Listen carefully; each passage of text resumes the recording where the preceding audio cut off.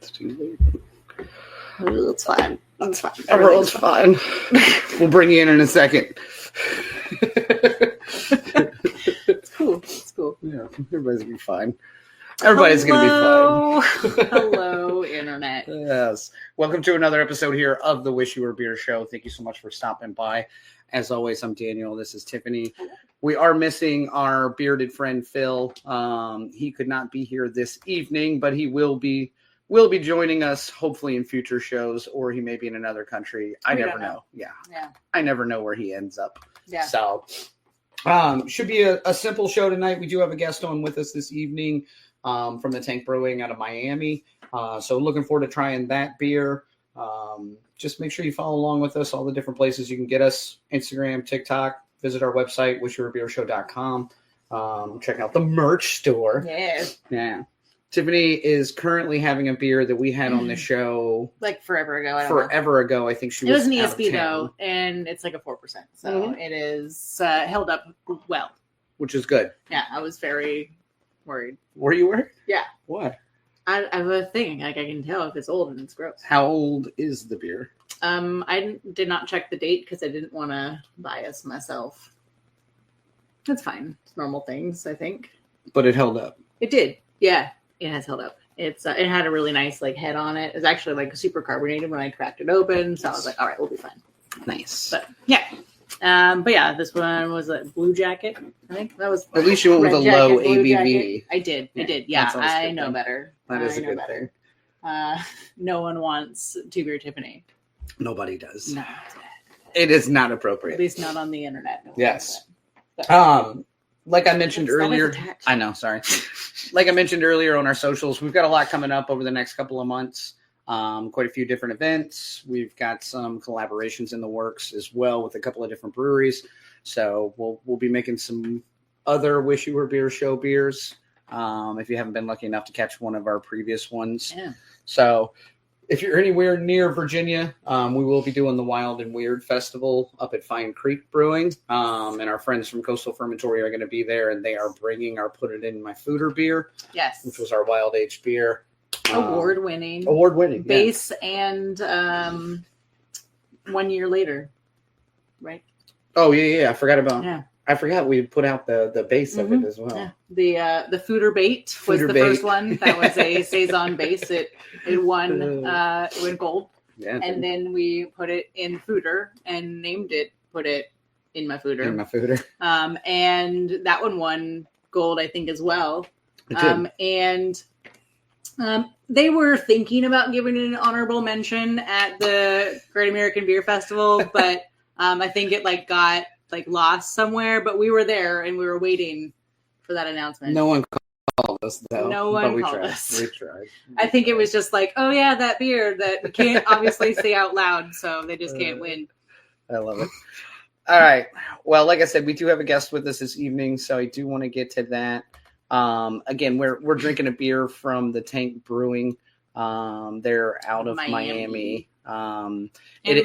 It's La Playita, and I'm sure I wrecked that, but I'm going to find out here shortly because I am not well read. So I think that goes without saying, though, for anybody who's seen the show. So, Mario, we're going to bring you in just a second, bud. Once we come out of this clip, you'll be live with us, bud. All right. Hope it works. Let's talk about it.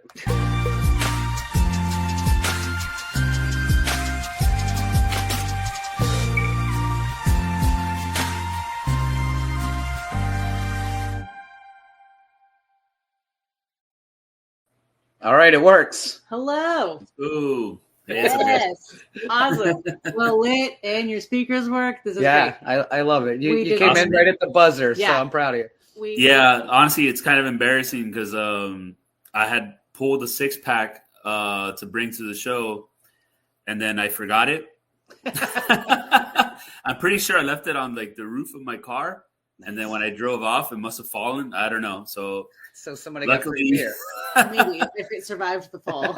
Yeah, luckily, 2 blocks away from my house, there's a smoke shop. Actually, Trees and Brews, pretty good friends of ours that carry us, and it's actually pretty fresh. It's 2 weeks old. So Yeah, it's Nice. probably good. fresher than ours because Phil sent us these because he's down in Miami. So Okay. yeah.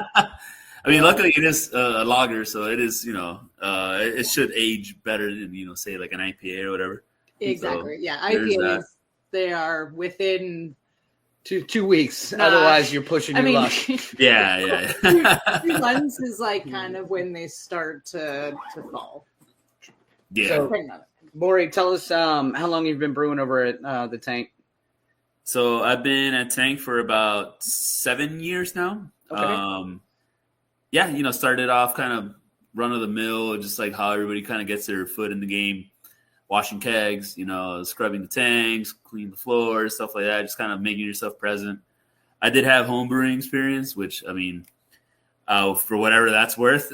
I think it's worth something. You understand the like base process of like, you take your grain, you need to like crush it up somehow, I assume, for like home brewing. Do you have a mill? Yeah. If it's one thing that home brewing like does prime you for is kind of like being very anal retentive and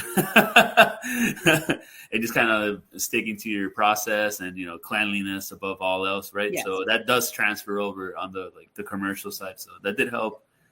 But it's going from like 5 gallons batches to 900-gallon batches. Is kind of it's still to this day I'm always like, oh man, it's crazy. But we always hear from other brewers when they jump from home brewing to large scale brewing, they're like, none of this actually scales. Yeah. Like you basically have to redo all your recipes. Right. Yeah, 100%. Yeah. Well, and depending on what like your water content is, like you may need to like change things entirely again because you're brewing around the corner doesn't mean it's the same water supply somehow. Yeah, actually, our brewery, depending on what time of the day, it might come from a different facility, which is wild. We found that out because like batch 1 pH would be pretty consistent, and all of a sudden like batch 2 pH, same salt, same lactic addition, all of a sudden it would be like 0.15 different, or like what's going on, Yeah, coming out of the same tap, I feel like. They tell you like that, like, hey, we're going to be using this one in the morning and this one in the afternoon. Yeah, so it's funny because there was a lot of like finger pointing, right? Like, what are you doing wrong? Like, oh, you're not like rinsing the chem off enough, or blah blah blah. We use strips, always to check if it's neutral and whatever. But yeah, a lot of like the blame game was going around until like we got down to like, hey, might not be us.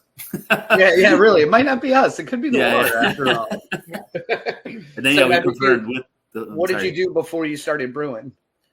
I had a very natural transition. I worked at TSA for 10 years. Okay. I mean, that could cause people to just be like, I'm done. I'm done with Yeah. I could pinpoint the exact moment when I wanted to leave TSA. Yeah. Yep.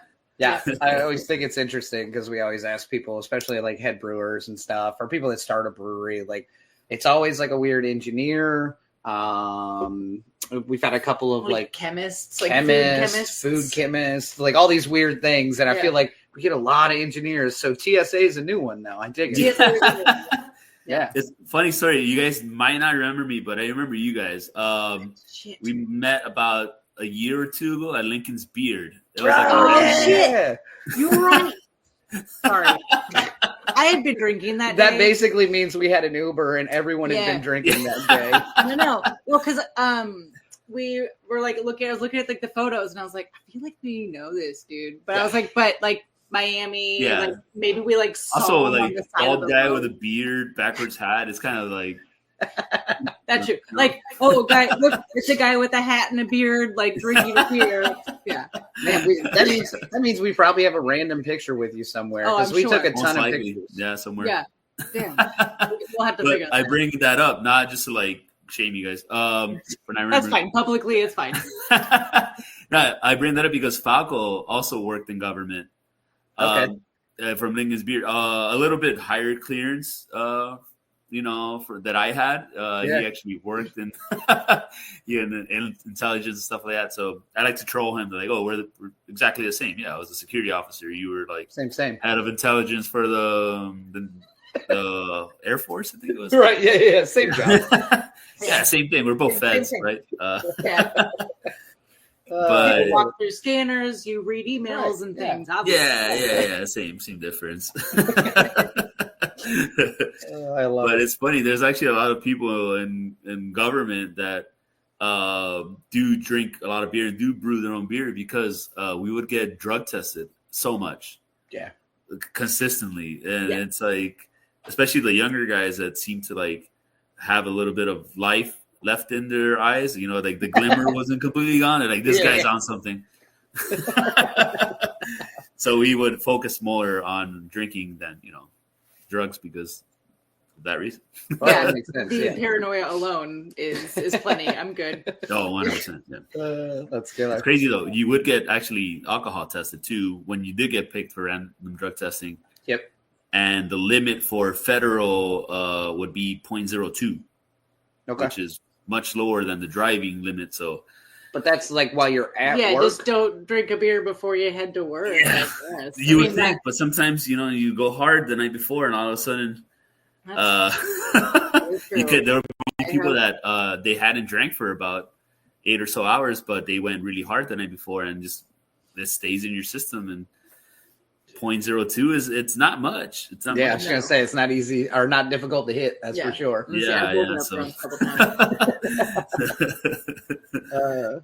Luckily, I left on my own accord. By the way, I didn't get fired. Fair enough. I appreciate that. I wasn't gonna ask. Full disclosure. Well, let's talk about this beer a little bit. So, did I butcher the name? No, you actually did a very good job. La Playita. Yep, I appreciate that. I dig the can art. What is the? Did you have any say in the can art, or do you guys have an art? No. So that's Stefano. He's like our head of marketing. He's kind of like the brain behind all like the imaging and the logos and pretty much all the artwork. It's like the facade of a pseudo South Beach. Is not quite South Beach, like, but it's heard.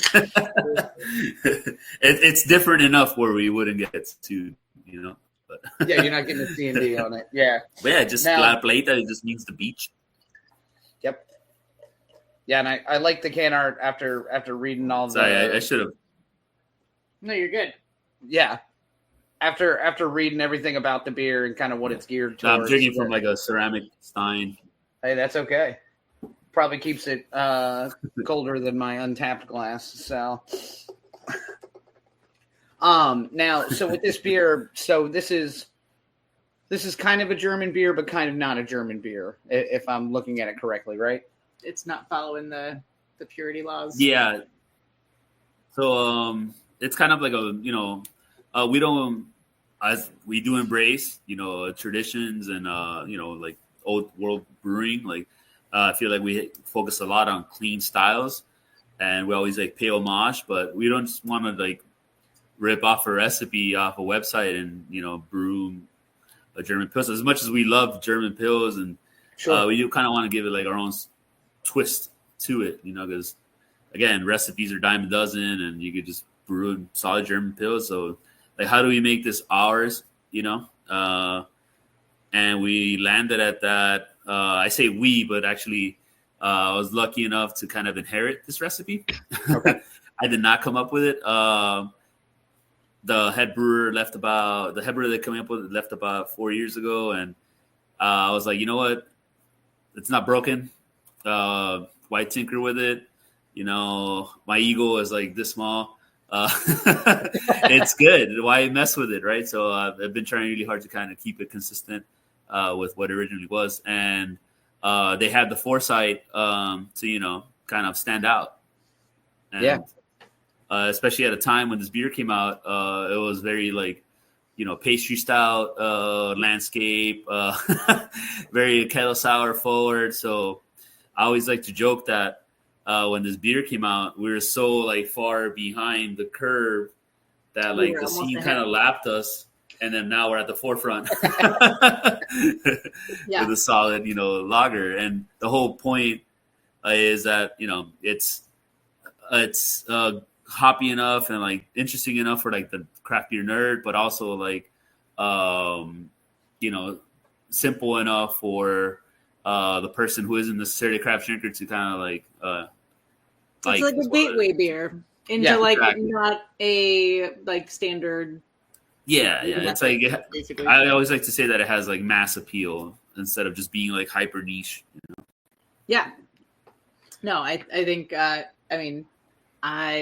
am a giant lager fan, so I'm always very biased towards lagers. And when Phil sent this one, and I was like, it's like a hoppy Pils, like get out.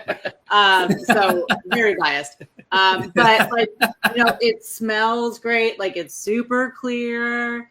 It's got great like bright notes in a sense of like it's like crispy dry kind of, but like I don't know, it's a good beer. I like it. I think to the point, don't fix what's broken. You ready to review it? Oh, no. Oh, okay. We're just talking about it. No, but like I want to talk about like how you guys are brewing this beer in a sense of like, don't give like your recipe up, I guess. But like, honestly, I will give you the full recipe. I'll give everybody the recipe. It's fine because you could give the same recipe to 10 different brewers and you'll get 10 different beers. And it's all about, like preferences and like you said earlier, like water profiles, and it's how it goes. It's like everybody knows how to make rice, right? But you get 10 people that give you a rice dish, is going to be different every time, and that's kind of the beauty of it. Yeah, no, I mean that's but yeah, the grain bill is the grain bill is super simple. It's 100% premium Pils Weyermann. We have Saphir in the Whirlpool, Blanc in the Whirlpool, and whatever bittering hops we might have. Technically, whatever like highest alpha acid hop that we have a surplus of, that becomes a bittering hop. It's very much like an afterthought for us. Which is fair because you're going to get the same effect out of it, and it's not going to change the whole profile of the beer. Yeah, we boil for 90 minutes too, so any floral or aromatic character you might get, you're not gonna get. You're just like nuking it at that point. So yes. So now is this like one of your mainstay beers? I mean, I assume this is like a year round. It's production. Yes. It's in grocery stores. Our highest selling beer not too long ago. Funny enough, because we do focus on like the lesser in popularity like styles, our biggest seller before this was in our amber ale. Okay. It's just like what. I'm not against it. That is funny. Yeah. I mean, again, this is the industry just laughing at us. Point, like, exactly. That's really funny. I dig it as well. But it's our best selling beer. It's super simple recipe. We do tend to go more minerally with the water. Yep. When I tell a lot of brewers about our gypsum additions, they kind of like, wait, what? that does seem a little odd, but yeah. Yeah. Anything we can to kind of like give it our signature and just be run of the mill. Because again, I love crushing Pils, but I also want to stand out a little bit too. Right. Well, and also, I mean, at least now with as many as there are and how many are coming out still, like you don't want to just taste like everybody else. You want someone to be like, you know what I want, or like I'm like craving, especially if it's like a 6-pack and you can just grab it at like a store. Yeah. Like I want that one because I remember that one tasted a little bit different, or like I remember that one tasted like pretty good, and I want to bring that to the beach or whatever. I assume. You assume for the beach, right? Yeah. Of course, that's where I would bring it. Honestly, this kind of approach bites us in the ass when it comes to competition. Yeah. Because we don't necessarily brew according to the guidelines or, what the judges are looking for. And luckily, I've kind of been able to convince the owner to stop sending our stuff. Because it's like sometimes, like, I mean, I get it. I get the whole point. Like, I'm not going to sit here and, like, dog on, like, competitions. But a lot of the times, it's not. For us, for me personally, it's not what I'm like the feedback that I get is like, okay, I know this. I know it's not true to style. I know it's not this. Right. That's the idea. Thank you. Yes, exactly. Yeah. But I mean, now, do you bring that up because you're slightly jealous that we've won some competitions, or I just don't know? No, actually, we've won gold in the beer cup for our saison. See, our saisons won too. Oh hell yeah! Okay, we won. So Kevin, who Kevin and Abby, who are currently eating a roast caballo. Speaking of rice, we brewed a saison with them twice now, and both times. Oh shit! Hell yeah! It has won gold, right? Both times. No. The second time it didn't win gold because Kevin fucked around with the grain bill. But I don't want to say it's all Kevin's fault. But literally, all I did was lift heavy bags. I feel like it turned out better the second time. I thought I did too. No, but Are we sure it didn't win anything? I think it did win. It was a bronze, though. It wasn't gold. Oh, well, that's dumb. I always joke that we're the longest standing gold medal champs for saison because we won in 2019, and then 2020 got canceled. So it just kind of like carried over. I was like, we're defending champs. We had the longest tenure as the defending champs. I love it. We held it for 2 years in a row.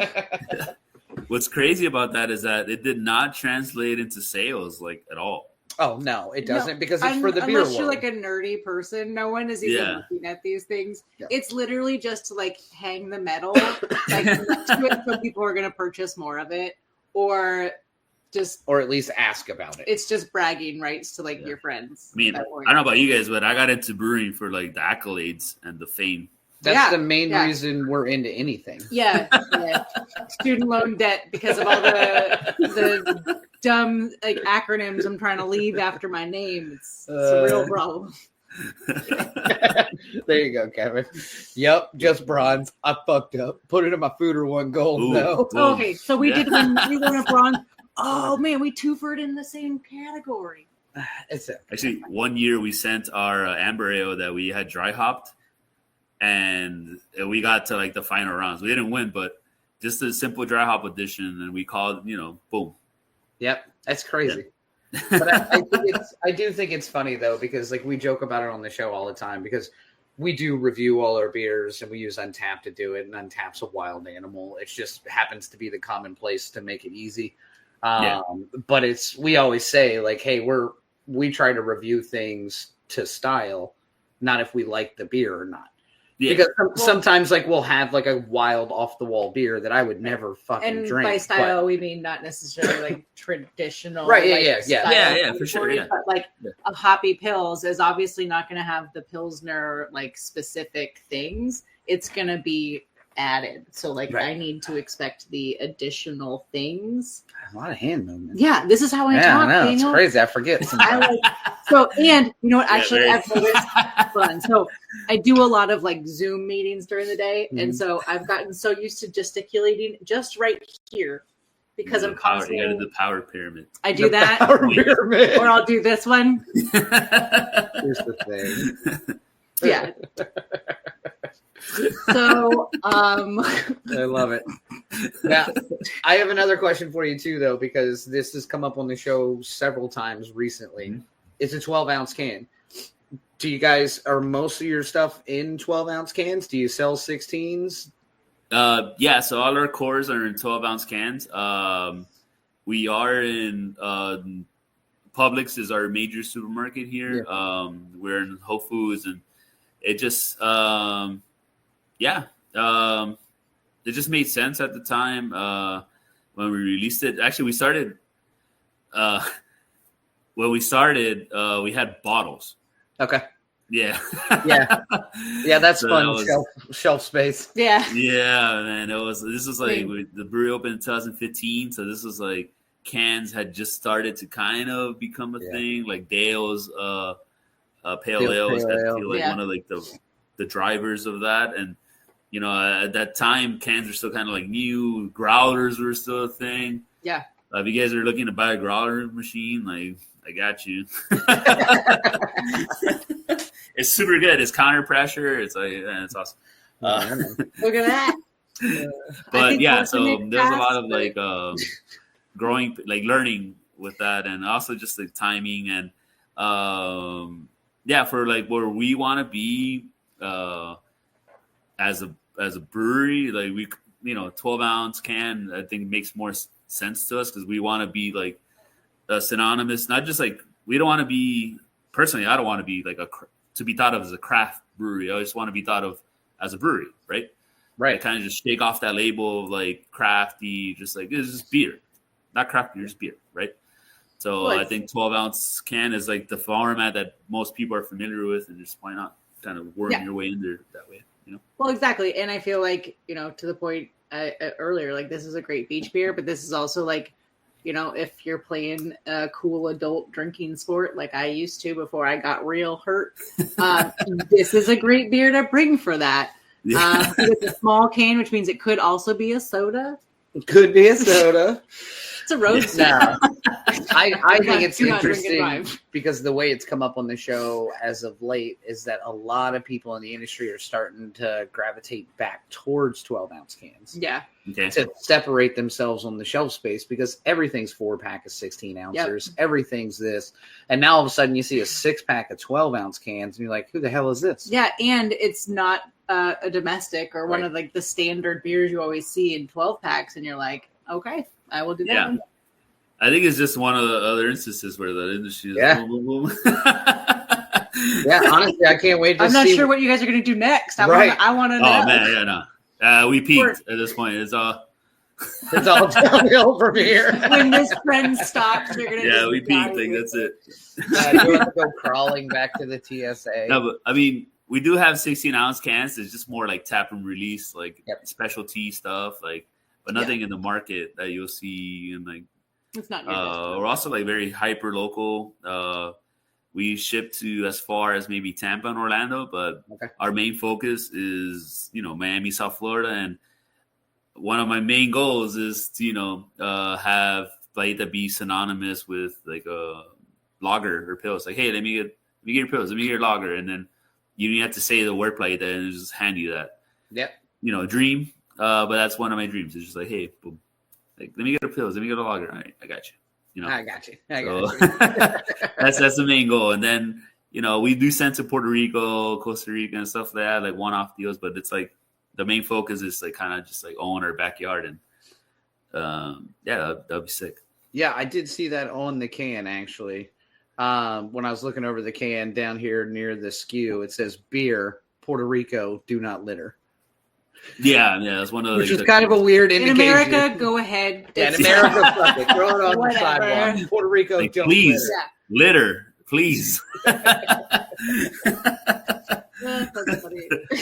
Yeah, that's one of those things that we had to add. Do you guys still have a printed can by any chance? It is printed. Yeah, it's printed. Yeah. So actually, like in the midst of a brand rebrand, so they have a labeled one now. Okay, nice. I did label. So we have books, like multiple books, where we put all of our beer labels in them. Yeah, I can send you some labels. Word. Easy peasy. Yeah, that'd be cool. Yeah. So now, what size system are y'all brewing on? We're on a oversized 15 2 vessel. Yep. So it's very involved. Yeah, I was gonna say. If you started with oversized 15, I had a feeling it's very involved. Yeah. So we have 30 barrel fermenters. We have a couple 60 barrel brights. I like to call our system Manual Plus. But it's very much so, like valves and stuff like that. I have done step mashes. It's a pain in the ass. I've gone bold enough to do a decoction once and never again. Yeah, I was gonna say, good Lord. But like just for shits and giggles, right? Right. But yeah, no, never once, again. and then you can hate it and never do it again. That's fine. Yeah. And now you've got like bragging rights of I've done that. Yeah. I did a decoction on this system. Like I finished that. I completed that level. Yeah, we're good. Checked it off my bucket list. So. Yeah. But what's cool about our cellar is that so we do have a pilot system that honestly we don't really use because it's a 3-barrel brew house. Okay. So You're like your little baby one. Those are the what we should do? Let's throw it's these a nice system in with something dumb and just make like a weird beer. Because again, you're gonna follow. That trend's gonna come back. You're gonna bring back the weird little sours or something in there. So it does have 4 fermenters, which I use heavy. Yeah. So the smallest batch we could do on that 15 is a 7. So what I'll do is I'll do a 7 and then split it into 2 different fermenters. Pitch ale yeast in one, pitch lager yeast in one, or sometimes the same yeast, different dry hop. Yeah. We'll get fine, the other one won't. Or even I could do a 15 item or green, get a 15 and a 3. So the fermenters we use a lot, and it's pretty cool to experiment, especially when you're coming up with new recipes. All right, dry hop, okay, how different. And then you can just blend it back in and boom, call it a day. And I hope it all works. Yeah. Wild version of it now. So, but we recently switched our yeast to this lab out of England called WHC Labs. Okay. And they kind of came out of nowhere.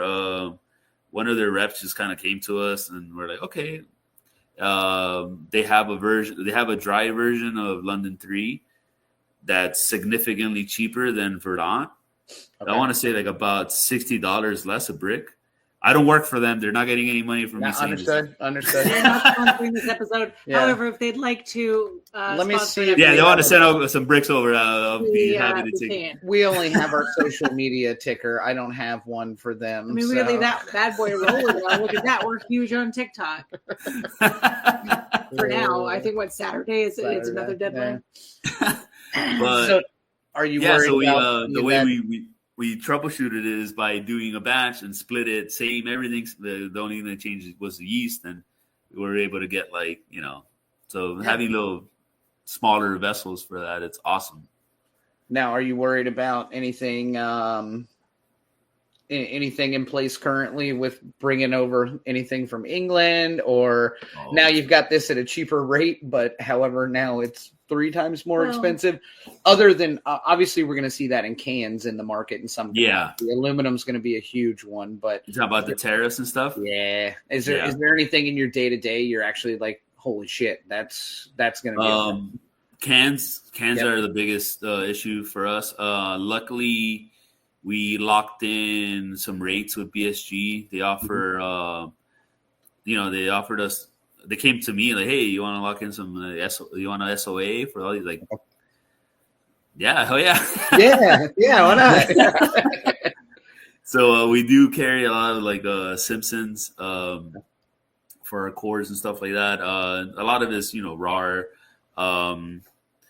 But yeah, we were able to lock in some rates on malt for about a year, so we're good on that. Nice. Then even then, we're people too, and we understand if hey, you got to do what you got to do. You have to raise this. Hopefully not. Yeah. But they've been really good about that. No, our orders are bound, so that's awesome. Cool. I love their customer service, to be honest. But with cans, that's an entirely different animal. And we're back to bottles again. Look at you guys full circle again. I hope you still have that bottling machine. So. Yeah, we have so many bottles still. So right, they don't expire, right? No, you just gotta rinse them out. It's gotta rinse them. Yeah, maybe sterilize them. Yeah. I still have my Blickman gun, so we could do that. Oh, gold. 1,000,000 times over. Yeah, exactly. That's fantastic. I love it. I'm looking forward to your bottles of beer. Yes. Yeah. No, luckily, the cans are the biggest concern for us because we don't use too much Canadian malt. Seldom Mexico stuff. We should be okay with the SOAs, but just crazy. Yes, scary times. Yeah, it is.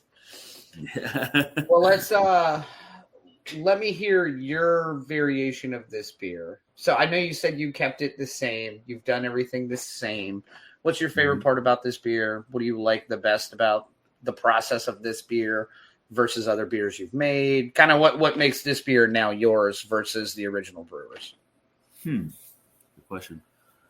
I mean, the efficiency in which we brew it now, it's definitely night and day. When I first started, I was second shift brewer, and I would come in at 2 p.m. for batch 2, and we would finish the day like around 10 o'clock maybe. Is that rough? Yes. I mean, you get to sleep in, I guess, but still. I mean, it's an 8-hour workday, but still, you get out at 10. Like, your day's done. Like, there's nothing. It's just sleep. The only thing left is sleep. Or just go down to the dive and whatever. I got time. I don't have very many of those. Depends on how late Abbey Brewing is open when I'm in Miami. I mean, they're open until 5, so Yep. That taco place around the corner with the app. Yeah. I just got rid of the app. I was like, it's fine. It's fine. I don't know.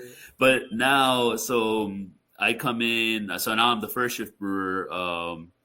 Even though I'm head brewer, like, and oversee a lot of like the ops and stuff. Like, my place is on the deck, and I love being on the deck. That's why I got into beer. And anytime I got to answer an email, I hate every second of it. I feel like Kevin is the same way every time I do anything from him. He's like, I just want to brew beer. Yeah, man, honestly. But now, so I come in at 5:30, and second shift comes in at 8, and they're home. Their shift's done at 4. Nice. So I saw it out, like, why are we doing this? Like, how can we make this more efficient? How can we have like? It mostly started with one of the brewers. He was older at the time. I mean, he still is old, but he had a kid, and he was missing out on a lot of like important moments. And we're like, dude, I need to get this guy out here earlier so you can have a life, like, do stuff, not just like work and work and work. So we started like chopping down. All right, when can we mash in? So before it used to be about a 16-hour process, 17-hour process. So we whittled it down to 10. Nice. That's awesome. Yeah, that's awesome. Killer. Are you like using both the boil and the lauter at the same time? Then, like, you like get it all out, clean it out, and then fill it. Just timing. Different beers. So Playita has a 60-minute mash. We're trying to get the most conversion as possible. So when we grain out, we know as soon as we call boil, we have 25 minutes before we got to start mashing in the next batch. Freedom Towers, the IPAs are about 40 minutes, 45 minutes. So we know we have 45 minutes after. So it was a lot of trial and error. But now we've gotten it down to the science. Like, okay, at this time you gotta be mashing in. Like, if not, everything's fucked. And that's well, it's just you're staying a lot later now, and I apologize, but you've made some decisions. And that's having the foresight to schedule that and play around with it, but it's also having the right people involved who know that those are the time frames. It's got to happen. Get off your phone. Let's get it done. No, 100%. And also like cutting down on our runoff times. Playita used to take about 2 hours and 10 minutes to run off 16 barrels. And now we're running off 18 barrels in 90 minutes. Damn. So it's like, and so we're getting like better hop efficiency, utilization, better hop utilization with more work and a fraction of the time. So it was a lot of trial and error, just trial and error. And like now we've gotten it down. That's awesome. I think that is probably the coolest way to change the way a brewery is functioning versus like tinkering with the recipes. But like just that's super cool. That's awesome. Trying to become more efficient. And just got really excited over like process efficiency. And that's totally fine. The thing is, like, as brewers, like, so we're on batch about 260 of Playita. And people always ask me, like, dude, how you not get bored of brewing the same beer again? It's like, no, because there's always something to get better at. And there's always, like, you can improve. Yeah. Yeah. Now with our process, like, so say now I'll start the batch and then, all right, I'm doing this. I kind of got this down. It's super important to not be complacent, because once you become complacent, then fucking. So you always got to mind your P's and Q's. But like, all right, I'm doing this. I kind of know how this goes. Maybe I could set up my guy for the next process. So when he comes in, all he has to do is this, and then so it's just maximizing. That's exactly what it is. Just maximizing your time. And that's you see that means raises for the guys. That means not having to hire more people and just channeling whatever money you might be into getting a new guy into the employees that you currently have. Yep. And more beer is more money. Yeah. Yeah, 100%. Yeah. The overhead. I always hear that. The overhead. Oh, the overhead. I get it. I got you, man. The profit's what you want a bigger number on. I got it. Trying to make a yeah. However, I gotta eat. You can eat when you're running off. It's fine. That's it. Yeah, exactly. It's fine. So now, do you guys have anything exciting coming up at the brewery? Any new beer you're excited about? Any beer? Oh, 100%. So when we first opened, we've always had like 2 anniversary dates. One is when we first started sending to distro, and one is when we opened the tap room. So it was about a year gap. Okay. So we never really knew what our anniversary date was. Like, yo, when's our anniversary? Like, oh, like. So this year we finally decided, you know what? This is our anniversary date. And you said 2015 was 2015 is when the brewery first opened. Just 2016. decided. Yeah. So it was like, boom. All right, that's our anniversary. We never had an anniversary party, which is crazy because we're about to be open for 10 years. Yeah. That's very exciting. So we're having our 10-year anniversary party. We're going to release about 4 to 5 beers. So I got to look again at the calendar, but it's about 4 different beers. We're calling it the Pachanga. Okay. We're from Miami. We like to party. There's going to be like salsa dancers, something that we've actually never done before too is like, branded glassware. Nice. Merch. We've always kind of just been a little too hesitant to release merch, and now we're just going to have like, it's a full scent thing, which is like, I'm very excited about. But yeah, double IPA, summer lager. We have a sour. It's a sour Vissier. I see. It was fun. Yeah. It's Saccharomyces. It's just, it's a good way to have like a sour beer without potential. Yeah. Issues. You guys know. Self-contamination or paranoia. Something else. I just throw it in an autoclave. You're good. Fuck it. You're good. Yeah.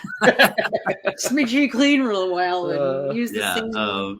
But I'm looking forward to a lot too. Is besides CBC is Irie Jungle from Tripping. A little plug there for them. It's always a good time. We're collabing with Wooden Robot, which I'm like extremely excited about. We went to a beer fest in Wichita, Kansas. Okay, a big day. Out of all places. A lot of corn loggers. I'm not sure if you're familiar with Cody Sherwood. He's like big on the memes on the interwebs. I gotta link you guys up. He's awesome. Yeah. He holds a beer fest every year in Wichita, out of all places, and he was able to wrangle us up there. Ghost Town was there. Drecker. A lot of like heavy hitters. And like, what? In Wichita, out of all places? Yeah, that's crazy. He's awesome. So we were able to make a lot of contacts there, and nice. Schedule a lot of collabs and stuff. So that's cool. Yeah, that's fun. That's very man. cool.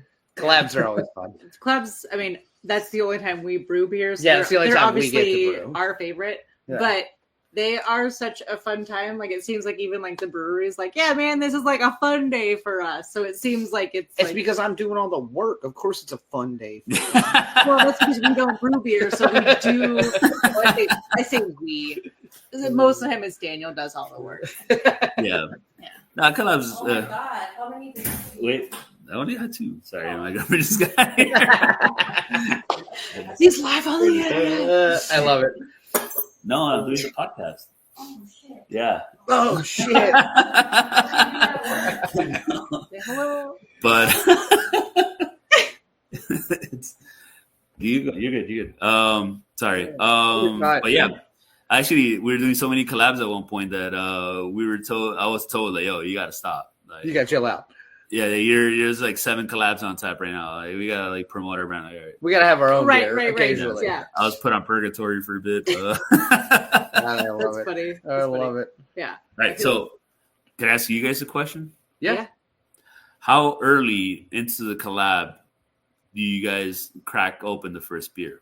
I usually have one when I first get there, but that's because I have a problem. But I feel like we usually at least like we usually put the at least mill grain in. the mill. Yeah. And Like, wrap let's get that the up. back labor out first.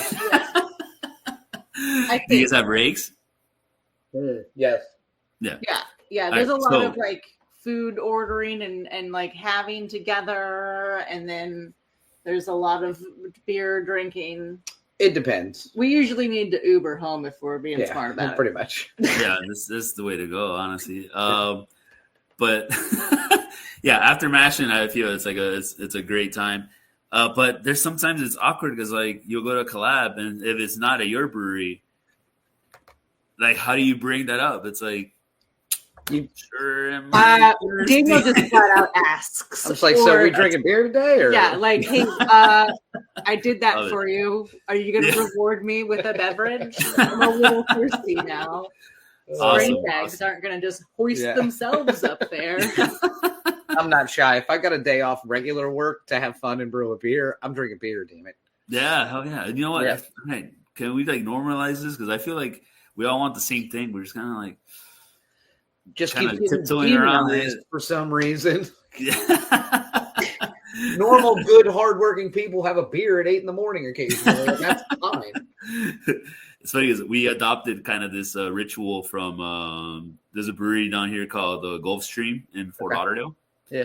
And we're homies. We've out of all the collabs we've done, I think we've done about 6 or 7 with them. Nice. Nice. And really good friends. They make great beer. Their steam beer is awesome. I love steam beers. Yeah. So the Gulfstream, they call it Gulf Steam. Ah. Yeah. Oh, Sorry. that is fun. But the first time we went to collab with them, they had mimosas and bagels out for us. And we're like, damn, you know what? That's good. We should do that for Yeah. And everyone. that's why you've collabed together so many times. Because you're like, you're my people. You drink in the morning. Yeah. Yeah. So we didn't as much steal with that idea as much as we adopted it. And now It's a borrowing of traditions. yeah. Great tradition. Yeah, I'm okay with it. All right. Just like Bloody Marys on Sundays, but I keep forgetting to make them. I think most of it is much less work.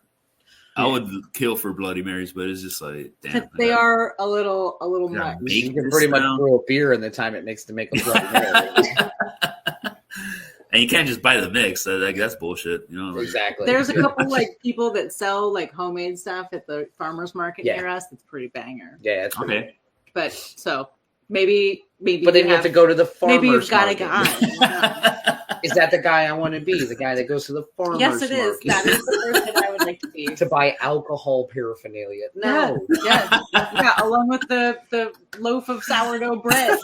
Here we go. Throw it in the bag. I've never thought alcohol paraffin. yeah. It's not the alcohol; it's the paraphernalia, for paraphernalia, it. Yeah. No. This is for booze. This is for booze. All right. Oh, yeah. Oh, yeah, it's fine. Oh, yeah. Yeah, fine. It's for friends. It's for a friend. It's for a duck.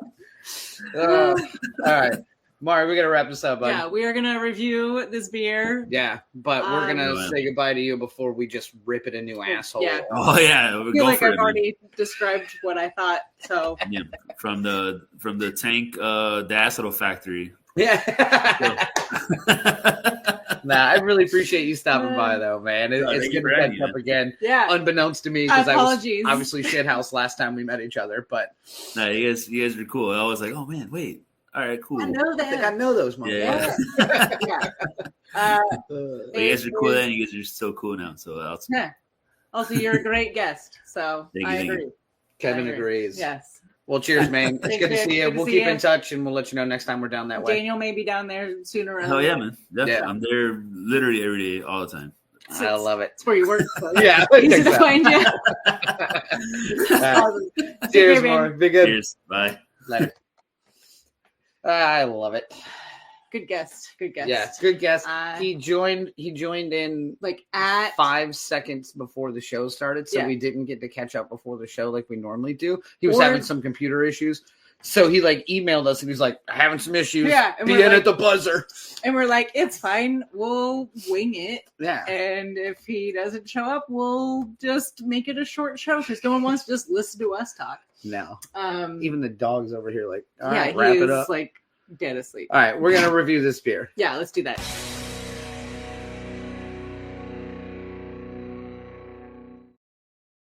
All right. We are reviewing La Playita from Tank Brewing Why'd you say it so specific? because that's how you say it. Okay. From Miami. Meow. Okay. Okay. It is a hop extension. It's what now? Accented. Hop accented. Accented? Accented. Wow. Wow. So I've had a couple. Big beverages. day. I for went with Tiffany. a lower ESB, I know, but I I know. also it's All right, fine. what do you think about this beer? I like it. I kind of described it earlier when it was fresh out of the can. It has warmed up, but surprisingly still good in a sense of usually crisper beers not so good after they warm up. Pleasantly surprised that a lot of the flavors are still there and they're not like warm and gross. So I'm giving this one based on, again, style of not necessarily just a Pilsner, but a hoppy Pils. Like, I think this one hits the mark. I'm going to go with 4.75. God, that's a lot of thinking. Yeah. Jeez. So that's a good score then. That is a very that's good out of score. 5, obviously. Yes. So 1 through 5. It's actually out of 50. So, Yeah, so not great. No, it's out of 5. Yeah, no, I dig this beer as well. I think it's really well made. I'm always kind of like Phil talks about as well. Like, if you tell me on the can what I'm about to get, then I want to get that out of it, and that's exactly what happened. Yep. It is just kind of a hop forward Pilsner, a hoppy Pilsner, if you will. And it's a peach beer. Yep, it's definitely a great beach beer, but it's still got a lot of that kind of almost true to style German, like actual Pilsner Well, it's backbone. got, yeah. So I think it's good. I don't know if it's 4.75. I would go 4.5. And because we're in America now and I'm a man, that means my score is more to your what? What? We can't do that. What? We're not allowed to do that because we Oh don't my have the right plan. God, that's We right. can't put that. It's got to be StreamYard up there. Yeah, that's right. All right, so that makes it 4.625 because we split the difference. And again, Phil should hopefully be back so that this show runs smoother than it did tonight. And Yeah. I apologize for all the parties involved that had to witness this. This is me currently looking for whatever slide I'm supposed to do next. It's up. Because normally I'm talking and Phil's over there being silent right there. and he's going, I got it. Don't worry about it. We found it 4 times already. Which one? This one? Nope. Right. You're right. That's wrong. Yeah. Yeah. Make sure you follow along with us. Instagram, TikTok. We got a couple of collabs coming up. We've got a lot of beer events coming up. Virginia Beer Company's anniversary is this weekend. Yeah. We've got a Parkinson's Charity Foundation for the Michael J. Fox Foundation at Gloucester Brewing at the end of this month. We've got a ton of stuff going on. Wild and Weird. So make sure you follow us on Instagram. We'll make sure we post along. It's just April. Stay tuned because we are cutting too you cool off to be that bored. Yeah. I forgot it'll let you keep talking. Yeah. Now. We also just don't want to clean the house. So if we're gone, we don't have to clean it. It's really nice. That does help. So it's pretty helpful. It just cleans itself. Yeah, it does. Yeah. I doubt it. Ooh.